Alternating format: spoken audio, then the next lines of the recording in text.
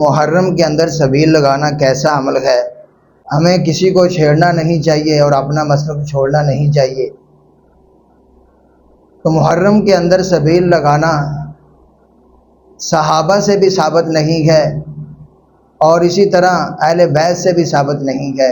9 اور 10 کو سبیل لگانا جو اہل سنت کے لوگ بھی لگاتے گئے، برکت کے لیے نوش بھی فرماتے گئے، تو یہ بالکل عجیب بات ہے، کیونکہ 9 اور 10 محرم کو تو نبی مکرم صلی اللہ علیہ وسلم نے روزہ رکھنے کا حکم دیا ہے۔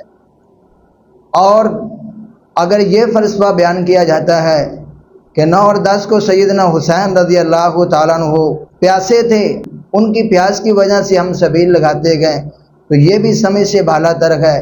سیدنا حسین رضی اللہ تعالیٰ عنہ 3 دن پیاسے رکھے گئے، 8، 9 اور 10 والے دن ان کی شہادت ہوئی، تو ہمیں بھی چاہیے کہ ہم بھی ان کی سنت کے مطابق 3 دن پیاسے رہیں۔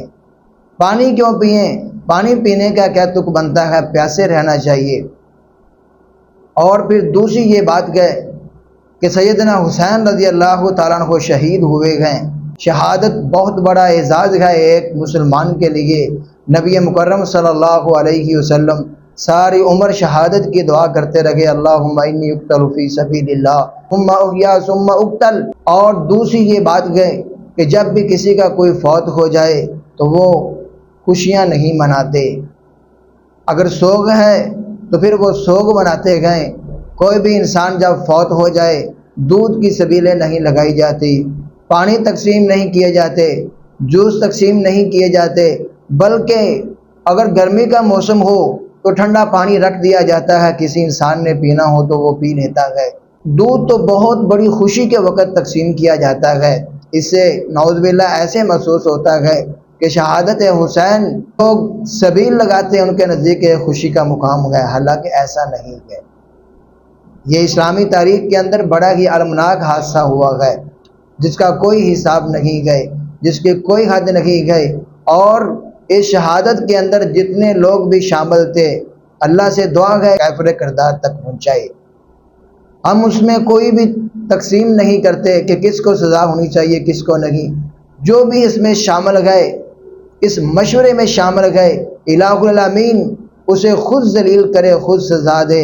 لیکن یہ صدمہ ہے، یہ افسوس ہے، اور مسلمانوں کے لیے اسلام کے اندر افسوس صرف 3 دن کا ہے۔ 3 دن سے زیادہ ہم افسوس نہیں کر سکتے۔ تو اسی لیے میرے عزیز بھائیوں، اگر کوئی ایسا انسان جو یہ کہتا ہے کہ ہم صرف لوگوں کو پانی ہی پلاتے گئے، تو انہیں چاہیے کہ وہ سارا سال پلائیں، سارا سال سبیل لگائیں۔ کوئی انسان جو سارا سال سبیل لگاتا ہے وہ محرم میں بھی لگائے تو کوئی حرج نہیں ہے، اور دوسرا کوئی ایسا انسان جو صرف محرم میں سبیل لگاتا ہے باقی ایام میں نہیں لگاتا، تو یہ بالکل ناجائز ہے، یہ ناجائز ہے، یہ حرام ہے۔ سبیل لگانا بھی ناجائز ہے اور پانی پینا بھی حرام ہے۔ نہ ہم سبیل لگا سکتے گئے، ہم سبیلوں سے پانی پی سکتے گئے۔ ہمیں تو 9 اور 10 کا روزہ رکھنا چاہیے۔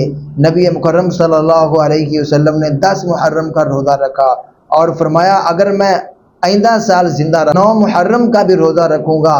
تو سنت طریقہ یہ ہے کہ ہم روزہ رکھیں، جب روزہ رکھیں گے تو 2 سنتوں پہ عمل ہوگا، محمد صلی اللہ علیہ وسلم کی سنت پہ بھی عمل ہوگا اور حسین کی سنت پہ بھی عمل ہوگا۔